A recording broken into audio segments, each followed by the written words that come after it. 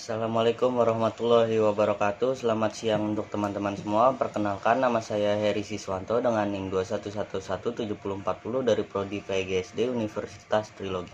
Tujuan video ini dibuat untuk memenuhi tugas ujian tengah semester mata kuliah bimbingan konseling dengan dosen pengampu Ibu Febri Yuli Satriani, SPDI, MPD. Di sini saya akan menjelaskan tentang landasan bimbingan dan konseling pendidikan. Apa sih yang dimaksud dengan landasan bimbingan dan konseling pendidikan? Landasan bimbingan dan konseling merupakan faktor-faktor yang harus diperhatikan oleh para konselor selaku pelaksana utama dalam mengembangkan layanan bimbingan dan konseling. Apabila tidak didasari oleh fondasi atau landasan yang kokoh, akan mengakibatkan kehancuran terhadap layanan bimbingan dan konseling itu sendiri. Dan yang menjadi taruhannya adalah individu yang dilayani atau klien.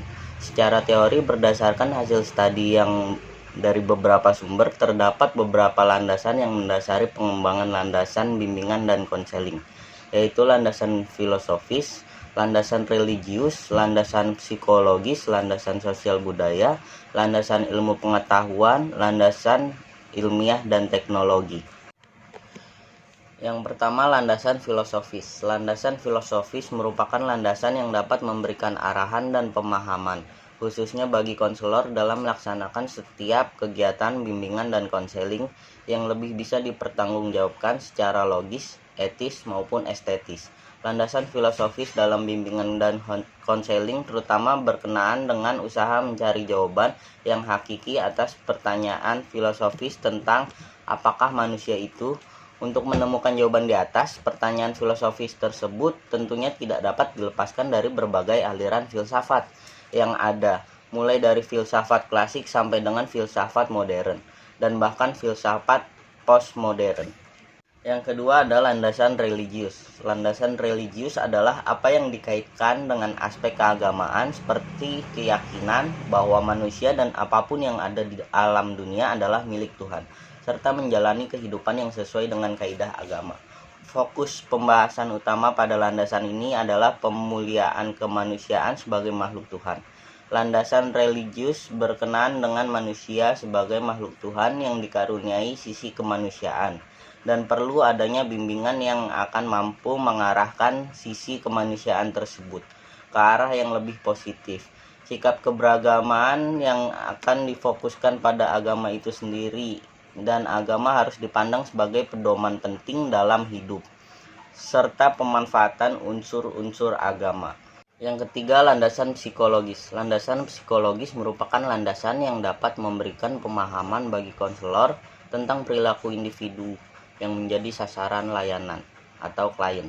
Untuk kepentingan bimbingan dan konseling, beberapa kajian psikologi yang perlu dikuasai oleh konselor adalah tentang yang pertama, motif dan motivasi. Motif dan motivasi berkenaan dengan dorongan yang menggerakkan seseorang berperilaku, baik motif primer, yaitu motif yang didasari oleh kebutuhan asli yang dimiliki oleh individu semenjak dia lahir, maupun motif sekunder yang terbentuk dari hasil belajar. Yang kedua, pembawaan dan lingkungan. Pembawaan dan lingkungan berkenaan dengan faktor-faktor yang membentuk dan mempengaruhi perilaku individu. Yang ketiga, perkembangan individu. Perkembangan peserta didik berkenaan dengan proses pertumbuhan dan perkembangannya peserta didik merentang sejak masa konsepsi hingga akhir hayatnya. Yang keempat, belajar. Belajar adalah upaya untuk menguasai sesuatu yang baru dengan memanfaatkan yang sudah ada pada individu.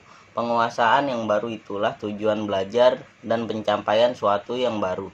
Itulah tanda-tanda perkembangan baik dalam aspek kognitif, afektif maupun psikomotor atau keterampilan.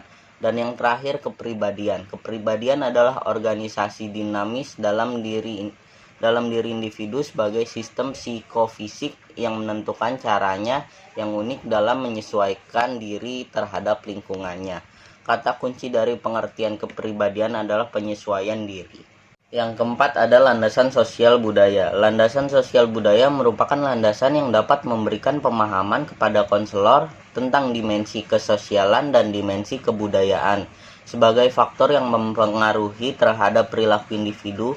Seorang individu pada dasarnya merupakan produk lingkungan sosial budaya di mana ia hidup.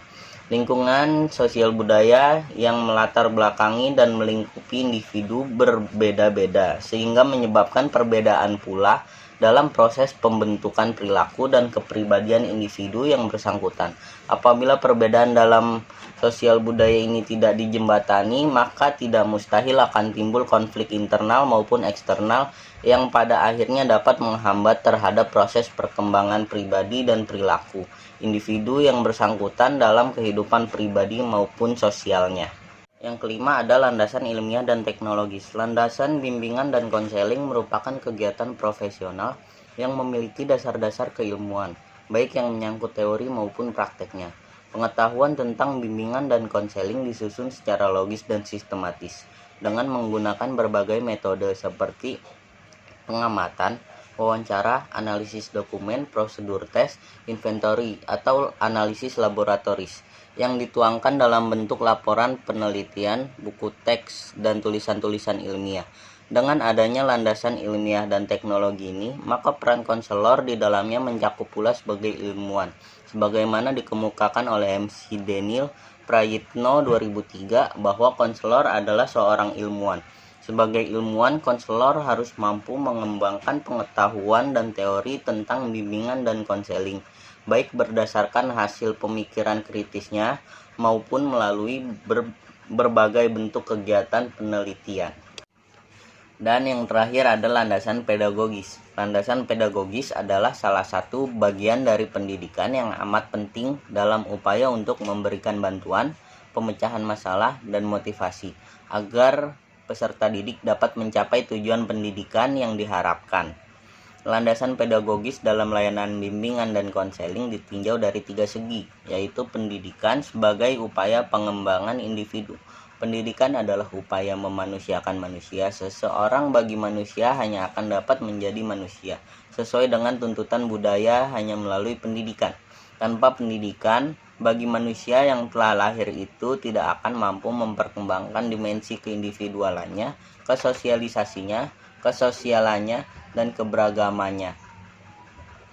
Yang kedua, bimbingan merupakan bentuk upaya pendidikan. Indikator utama yang menandai adanya pendidikan ialah peserta didik yang terlibat di dalam menjalani proses belajar dan kegiatan bimbingan konseling bersifat normatif. Bimbingan dan konseling mengembangkan proses belajar yang dijalani oleh klien-kliennya. Yang ketiga, pendidikan lebih lanjut sebagai inti tujuan bimbingan dan tujuan konseling. Bimbingan dan konseling merupakan tujuan khusus jangka pendek dan tujuan umum jangka panjang. Tujuan khusus dalam pelayanan bimbingan dan konseling ialah membantu individu memecahkan masalah-masalah yang dihadapinya. Sedangkan tujuan umumnya ialah bimbingan itu sendiri. Cukup sekian materi yang saya bawakan. Mohon maaf jika ada kesalahan kata yang saya ucap, kurang lebihnya. Dan sebagai penutup saya ucapkan terima kasih. Wassalamualaikum warahmatullahi wabarakatuh.